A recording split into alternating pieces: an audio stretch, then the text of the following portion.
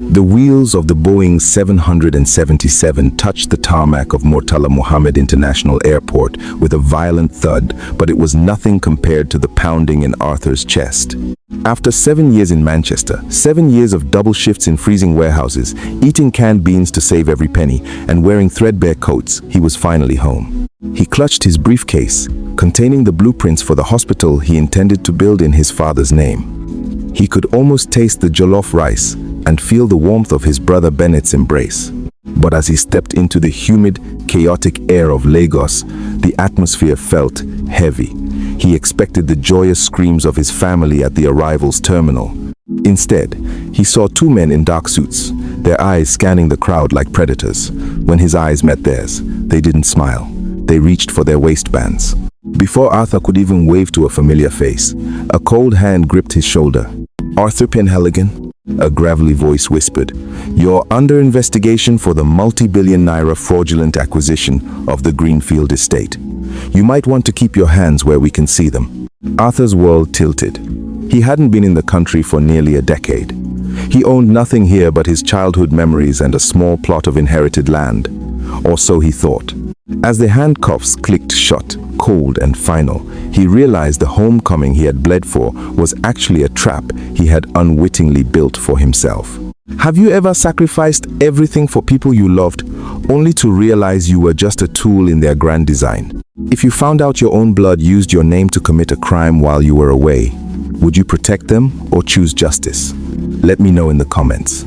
To understand how Arthur ended up in the back of a black SUV, staring at the blurred lights of the Third Mainland Bridge, you have to understand the man he used to be. Arthur wasn't born with a silver spoon. He was born with a sense of duty that acted like a noose. When their father, a humble pharmacist, died due to a lack of proper medical equipment in their local clinic, Arthur made a silent vow over the casket. He looked at his younger brother, Bennett, who was sobbing uncontrollably, and promised him a life of dignity. At 24, Arthur left Nigeria. He didn't go to explore, he went to go to war with poverty. In the United Kingdom, Arthur became a ghost. He worked as a security guard by night and a delivery driver by day. He lived in a room so small, he could touch both walls if he stretched his arms. Every month, like clockwork, he sent 80% of his earnings back to Nigeria. "Bennett," he would say over grainy WhatsApp calls, "I'm sending £1,500. Pay for your MBA. Buy that land in Lekki we talked about. Put it in my name so we have a foundation for the hospital. You are my hands on the ground, brother. I trust you more than I trust myself." Bennett was the charismatic one, the one who stayed behind to manage the family legacy. His voice always bubbled with gratitude. "Big brother, you are a hero. The land is secured. The documents are in your vault. I'm just the steward, you are the king." Arthur lived vicariously through Bennett's descriptions. He imagined the lush green grass of the estate, the white pillars of the clinic they would build, and the lives they would save. He missed weddings, funerals, and his own youth, all to fund a dream he thought was communal. He felt a deep sense of pride every time Bennett sent him photos of their progress, vague shots of construction sites and legal papers with Arthur's signature neatly penned at the bottom. Arthur had even sent his power of attorney to Bennett 3 years prior, a move his British friends called insane. But Arthur had laughed it off. "In my culture, family is the only insurance policy that matters," he told them. He had spent 7 years building a pedestal for a brother he worshipped, never realizing he was actually building his own gallows. He had stayed away so long that he had forgotten one fundamental truth about the human heart. Hunger changes people, but absolute power bought with someone else's sweat corrupts them entirely. As the SUV veered off the main road into a secluded detention facility, Arthur remembered the last thing Bennett had said to him before he boarded the flight from Heathrow. "I've prepared everything for your arrival, Arthur. You won't believe the things that are now in your name." At the time, it sounded like a promise. Now, it sounded like a threat. The 3 weeks leading up to Arthur's departure from Manchester had been a fever dream of excitement. He had already shipped a container filled with high-end medical diagnostic equipment, ultrasound machines, ventilators, and surgical kits, all destined for the Penhaligon Medical Center. In his mind, he saw the ribbon-cutting ceremony. He saw the look of pride on the faces of the villagers from his father's hometown. He had spent his final night in his tiny apartment looking at a framed photo of Bennett. He imagined the two of them sitting on a balcony, overlooking the Lagos skyline, sipping palm wine and laughing about the days of struggle. He had even bought a gold Rolex for Bennett, a heavy, shimmering symbol of their collective victory. "I'm coming home, Ben," he had texted. "The era of suffering is over. We are finally big men." Bennett's reply had been instant. "The red carpet is rolled out, big bro. I've moved everything into the new mansion at Greenfield. I'll be at the airport with the convoy. Just look for the black Mercedes." Arthur had spent the entire 11-hour flight practicing his speech for the family dinner. He wanted to tell them that the cold nights in England were worth it because they had led to this moment of absolute security. He felt like a king returning from a long, successful crusade. He felt invincible. He felt loved. The exhaustion of 7 years of manual labor seemed to evaporate the moment the plane entered Nigerian airspace. He was no longer a nameless immigrant. He was Arthur Penhaligon, the visionary, the savior of the family. The transition from the anticipation of the flight to the reality of the detention center was a sickening blur. But as the initial shock wore off, Arthur began to notice the subtle, chilling details of his surroundings. He was held in a private interrogation room, not a dirty cell, but an air-conditioned office that felt clinical and cold. The officer across from him, a man named Inspector Okoro, didn't treat him like a common thief. He treated him with a disturbing kind of pity. "You've been busy for someone living in a bedsit in Manchester, Mr. Arthur," Okoro said, sliding a thick file across the desk. Arthur's hands shook as he opened it. Inside were documents for the acquisition of Greenfield Estate, a massive, multi-billion naira development. His signature was everywhere, but as he looked closer, his blood ran cold. The dates on the documents coincided with times he was working 18-hour shifts in the UK. I didn't sign these," Arthur whispered. "My brother, Bennett, he handles my affairs here. We bought this land for a hospital." Okoro leaned forward, his chair creaking. "A hospital? Mr. Arthur, this land wasn't bought. It was seized from a local community using forged government seals and backed by a private security militia. 3 people are missing, presumed dead after the forced eviction. And every single wire transfer for the clearance fees came from an account in your name. An account that received millions of dollars from unknown offshore sources." Arthur felt a bead of sweat roll down his spine. "Where is my brother? Where is Bennett? He was supposed to meet me." "We called the number you provided for your brother," Okoro said, watching Arthur's reaction intensely. A woman answered. She said she's the personal assistant to the CEO of Penhaligon Group. She told us that Bennett Penhaligon is currently on a spiritual retreat in the Maldives and cannot be reached. She also mentioned that you were coming home to take responsibility for the recent legal complications. The room seemed to shrink. Arthur realized then that the black Mercedes Bennett promised wasn't for a reunion. It was a ghost. The mansion wasn't a home. It was a crime scene. And the most terrifying realization of all? The handwriting on the forged documents was a perfect, chilling replica of his own. Bennett hadn't just used his name. He had studied him. He had spent years perfecting the art of being Arthur, while the real Arthur was thousands of miles away, killing himself for a ghost. The weight of the silence in the interrogation room was suffocating. Arthur stared at the photographs clipped to the back of the file. They weren't photos of a hospital or a family legacy. They were grainy surveillance shots of a luxury nightlife empire. The Penhaligon Medical Center didn't exist. In its place stood the Vault, a sprawling, neon-drenched nightclub and casino built on the very land Arthur thought was destined for healing. "This is impossible," Arthur stammered, his voice cracking. "I sent money for bricks, for mortar, for medical supplies." Inspector Okoro pulled out a final sheet of paper, a bank statement from a local Nigerian bank. It showed an inflow of 500 million naira, flagged by the anti-money laundering unit. The source? A shell company linked to a notorious regional cartel. The recipient? Arthur Penhaligon. Your brother didn't just use your name to buy land, Arthur, Okoro said, his voice dropping to a sympathetic low. He used your identity to bridge the gap between dirty money and legitimate assets. To the world, Bennett is just a humble consultant. You, however, are the chairman and CEO. You are the one who signed the contracts with the cartel. You are the one who ordered the clearance of the villagers on the estate land. The room began to spin. Arthur remembered the legal papers Bennett had sent him via email, the ones he had hurriedly signed on his phone during his 15-minute lunch breaks in Manchester, trusting the man who shared his blood. He had been signing his own arrest warrant for years. Suddenly, the door opened and a young lawyer in a crisp suit walked in. "I'm here on behalf of Bennett Penhaligon," the man announced. Arthur's heart soared for a microsecond until the lawyer spoke again. "My client is devastated by his brother's illegal activities.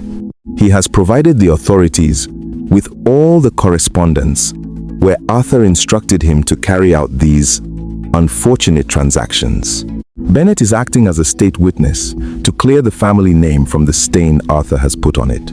Arthur felt a coldness settle in his bones that no Manchester winter could ever match. Bennett wasn't just hiding, he was the one who had called the police. He had timed Arthur's return perfectly to serve as the sacrificial lamb for his own crimes. 24 hours later, Arthur was released on strict administrative bail, his passport seized. He had no choice but to go to the only place he knew, the family house in Ikeja. But when he arrived, the locks were changed. A private security guard stood at the gate, looking at Arthur's haggard face with disdain. "Mr. Bennett says no visitors," the guard said flatly. "I am not a visitor. I grew up here." Arthur screamed, his composure finally shattering. He wandered the streets of Lagos in a daze, eventually finding his way to the address of the Greenfield mansion Bennett had boasted about. When the gates opened for a departing car, Arthur slipped inside. What he saw took his breath away. It was a palace of glass and gold, a monument to the money he had bled for. But it wasn't a home. It was a fortress of betrayal. He found his way to the back terrace, and there, sitting by a sprawling infinity pool, was Bennett. He was wearing a silk robe that probably cost more than Arthur's Manchester rent for a year. He was laughing into a gold-plated phone, a glass of expensive cognac in his hand.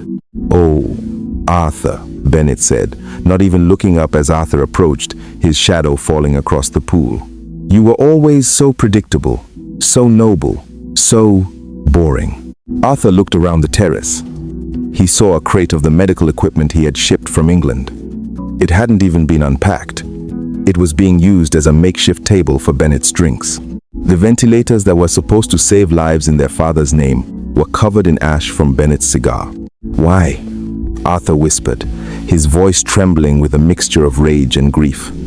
"I gave you everything. I lived like a beggar so you could live like a prince. Why would you do this to me?" Bennett stood up, his eyes suddenly flashing with a long-buried resentment. "You gave me money, Arthur, but you gave me orders with it." Every cent came with a lecture about legacy and father's dream. "I didn't want a hospital. I wanted power. I wanted to be the man people feared, not the man who managed his brother's charity. You stayed away too long. You became a ghost, a name on a piece of paper. And ghosts don't need land, Arthur. They just need a place to be buried." Arthur felt the air leave his lungs as if he'd been punched. He looked at his younger brother, the boy he had once shielded from their father's belt. The man whose education he had funded with 18-hour days of back-breaking labor. Bennett looked back at him with a chilling, vacant coldness. There was no remorse in those eyes, only the irritation of an interrupted afternoon.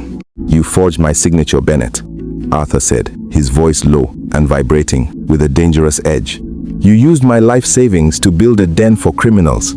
You put people in the ground using my name. Do you have any idea what they will do to me?" Bennett took a slow, deliberate sip of his cognac, the ice clinking against the glass like a funeral bell. "What they will do to you? Arthur, look at yourself. You're a high school educated laborer with a bank trail that leads directly to a cartel. I am a respected developer with political connections, Who do you think the judge is going to believe? The visionary who stayed abroad to launder money, or the brother who stayed home and tried to keep the family name clean? I have the transfer receipts, Arthur roared, stepping into Bennett's personal space. I have the emails where you begged me for more money for the clinic. Bennett didn't flinch. He leaned in, his breath smelling of expensive tobacco and betrayal. Emails can be deleted, Arthur. Servers can be wiped. But those papers you signed, those physical documents with your ink on them, those are forever. I didn't just use your name, I became you. While you were packing boxes in Manchester, I was signing your soul away in boardrooms. You aren't my brother anymore. You're just a liability. I finally managed to liquidate. The silence that followed was heavy. Arthur looked at the crates of medical equipment once more. He felt a sudden, sharp clarity. He wasn't just fighting for his freedom. He was fighting for the very definition of his life. Bennett reached out and patted Arthur's cheek with a patronizing smirk. Go back to the hotel, Arthur. Sign the confession the lawyer brings you tomorrow. If you do, I'll make sure you get a comfortable cell. If you don't, well, Nigeria is a very dangerous place for people who owe the wrong people money. Arthur didn't go back to the hotel. Instead, he spent the night in a cheap motel under a false name, his mind racing. He realized he had been played not for 3 years, but for nearly 7. He began to dig through his old cloud storage, looking for the tiny fragments Bennett might have missed. As he scrolled through years of messages, a pattern emerged, one he had been too blinded by love to see. Every time he had sent a large sum of money, Bennett would send a progress report with photos of a construction site. Arthur used a reverse image search on one of the photos. It wasn't a clinic in Lagos. It was a government hospital project in Nairobi, Kenya, taken from a news article in 2021. Bennett had never intended to build a single wall for the family. But the truth went deeper. Arthur found a scanned document Bennett had sent him years ago, hidden in a spam folder he had ignored. It was a life insurance policy. Bennett had taken out a massive policy on Arthur's life 5 years prior, naming himself as the sole beneficiary. The accident clause was specifically highlighted in a digital note. The realization hit him like a physical blow. Bennett hadn't just used him as a legal shield. He was waiting for him to return so he could disappear. The cartel issues, the police investigation, it was all a setup to create a motive for Arthur to take his own life or be killed in a botched robbery due to his legal troubles. Arthur sat on the edge of the creaky motel bed, the neon sign outside flickering against his face. He saw the full scope of the manipulation. Bennett had isolated him, drained him, and now he was going to erase him. He remembered their mother's dying words. Look after your brother, Arthur. He is the only piece of me you have left. He realized then that the brother he had promised to protect had died a long time ago, replaced by a monster wearing a familiar face. The grief finally broke him, and for 10 minutes, the strong big brother sobbed into his hands. But when he looked up, the tears were gone. They were replaced by a cold, calculating stillness. If Bennett wanted a war between the ghost and the man, Arthur was ready to show him that ghosts have nothing left to lose. As the sun began to peek through the grime-stained windows of the motel, the Arthur who had landed at the airport, the one full of hope and naive loyalty, was gone. In his place was a man who had survived 7 years of the harshest conditions England could throw at him. He realized that Bennett's greatest weakness was his own arrogance. Bennett viewed Arthur as a simple laborer, a man of muscles and no mind. Arthur stood up and wiped his face. He didn't reach for his phone to call Bennett. He didn't beg. Instead, he reached for his laptop. He began to organize the digital trail he had discovered, but he didn't send it to the police. Not yet. He knew the police were likely in Bennett's pocket. He remembered a contact he had made in Manchester, a Nigerian expatriate who worked in high-level forensic accounting. Arthur sent a single encrypted message. The shadow has overtaken the light. I need the ghost files opened. For the first time in 48 hours, Arthur ate. He sat in a small canteen, chewing slowly, his eyes fixed on nothing. He was no longer reacting to Bennett's moves. He was waiting for the board to reset. He realized that to beat a man who used your name as a weapon, you had to become a name that no one dared to touch. He wasn't just Arthur Penhaligon anymore. He was the primary key to a vault Bennett didn't even know was bugged. By noon, the forensic accountant returned the call. "Arthur, it's worse than you think," the voice whispered over the encrypted line. "The Greenfield estate isn't just a nightclub project. It's a transit point. Your name is listed as the primary guarantor for a series of logistics shipments coming from South America. But here is the kicker. Bennett didn't just forge your signature on the land papers. He registered a marriage in your name." Arthur felt his heart skip. A marriage? To whom? To the daughter of the cartel leader, Isabella. But Arthur, look at the dates. The marriage was registered 3 years ago via proxy. According to the law, you are married to the woman whose father is funding the entire operation. And here is the twist. Isabella died 6 months ago in a boating accident in Brazil. You are now the legal heir to her portion of the cartel's local holdings. The magnitude of the trap was breathtaking. Bennett hadn't just made Arthur a criminal. He had made him a widowed billionaire in the eyes of the underworld. The life insurance policy wasn't the only payout Bennett was looking for. If Arthur died now, as the husband of the deceased Isabella, the entire inheritance would flow through the next of kin, the devoted brother Bennett. Bennett wasn't just trying to avoid jail. He was trying to claim a throne built on 2 dead bodies. Arthur looked at the documents being pushed to his screen.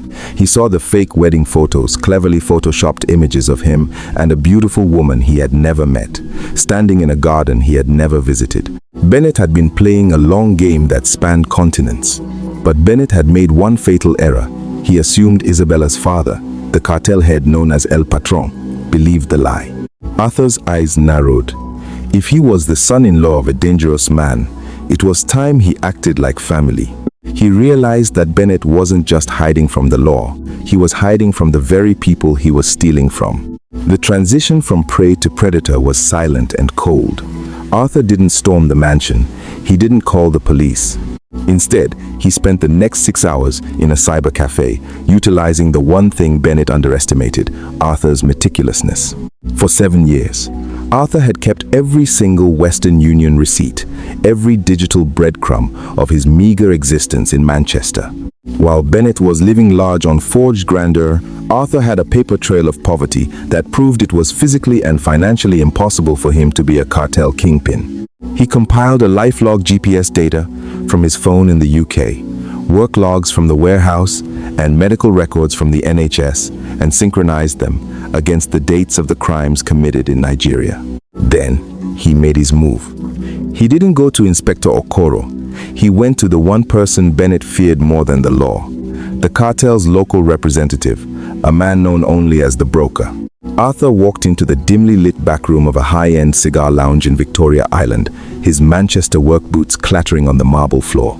He threw a heavy folder onto the table. "My brother told you I was the mastermind," Arthur said, his voice devoid of fear. "But I was in a warehouse in Oldham when these shipments landed. My brother didn't just steal from me, he stole from your organization. He's been skimming 20% off the top of every logistics fee, blaming the loss on government bribes that never happened. Here are the real ledgers." The broker's eyes moved from the papers to Arthur's face. The shift in power was instantaneous. Arthur wasn't begging for his life. He was offering a head on a platter. As the broker began to realize the extent of Bennett's double-crossing, a phone on the table buzzed. It was a video feed from the Greenfield mansion, but it wasn't the police. A hidden figure appeared on the screen, a woman Arthur recognized from the fake wedding photos. It was Isabella. She wasn't dead. "The boating accident was my exit strategy, Arthur," she said through the screen, her voice calm and melodic. She was calling from an undisclosed location. "Bennett helped me fake my death to escape my father's reach. In exchange, I gave him the keys to the offshore accounts. He told me you were a willing participant, a silent partner who wanted out of the UK. I didn't know he was using a ghost." Isabella revealed the final piece of the puzzle. Bennett had been planning to double-cross the cartel and Isabella. He had already alerted the international authorities to a massive drug shipment set to move through Greenfield tomorrow, A shipment that didn't exist. It was a distraction. While the police raided the estate to arrest Arthur, Bennett was planning to drain the offshore accounts and vanish with a new identity. "He's at the private airstrip in Quaz," Isabella whispered. "He's leaving in 2 hours. And Arthur, he's not going alone. He has our father's original ledger. If he leaves with that, we are all dead." Arthur realized that Bennett hadn't just used his name for a crime. He had used it as a human shield for a global exit strategy. The betrayal wasn't just personal. It was a scorched earth policy. Arthur didn't feel the rush of adrenaline he expected. He felt a hollow, aching coldness. He stood at the edge of the private airstrip, the wind whipping his jacket. In his hand was a tablet connected to the broker's security feed. He watched as Bennett, looking frantic and disheveled, a far cry from the silk-robed prince of the afternoon, tossed duffel bags into a small chartered jet. Arthur stepped out from the shadows of the hangar. "Going somewhere, Ben?" Bennett froze, his hand on the cabin door. He turned, and for a second, the mask of the confident mogul slipped, revealing the terrified little brother underneath. "Arthur, how did you get here?" "Look, I can explain. The police, they're coming for you. I was trying to get help." "Stop," Arthur said, his voice flat. "I've seen the marriage certificate. I've spoken to Isabella. I know about the ledger, the skimming, and the life insurance policy." Bennett's face transformed. The fear vanished, replaced by a snarling, cornered animal rage. "And what are you going to do? Shoot me? You don't have it in you, big brother. You're the one who sacrifices. You're the one who bleeds so I can shine. That's our roles." Arthur looked at the man who shared his DNA and felt absolutely nothing. No anger, no love, just the weary peace of a man closing a book. "I'm not going to shoot you, Bennett. I'm just going to let the world see you for exactly who you are." Arthur held up his phone. A live stream was running, broadcasted directly to the encrypted servers of the cartel's leadership and the anti-corruption unit Inspector Okoro led. "The broker is on his way, and the police are 5 minutes out. I've already transferred the offshore funds back to the original accounts, minus the amount you stole from me over the last 7 years. You're not a king anymore, Ben. You're just a thief with nowhere to run." Bennett lunged, a desperate, clumsy attempt to grab the phone. But Arthur, hardened by years of manual labor, simply stepped aside and pinned him against the cold metal of the jet. He didn't strike him. He just held him there, feeling his brother's heart racing like a trapped bird. "I loved you more than my own life," Arthur whispered into his ear. "And that was your greatest asset. But today, the debt is settled." The fallout was a legal and social earthquake. The Penhaligon scandal dominated the news for months. Because of Arthur's meticulous records from Manchester and the testimony of the broker who preferred Arthur's honesty to Bennett's treachery, the charges against Arthur were dropped. He was the star witness in a trial that dismantled a significant portion of the local cartel's logistics network. Bennett, however, was not so lucky.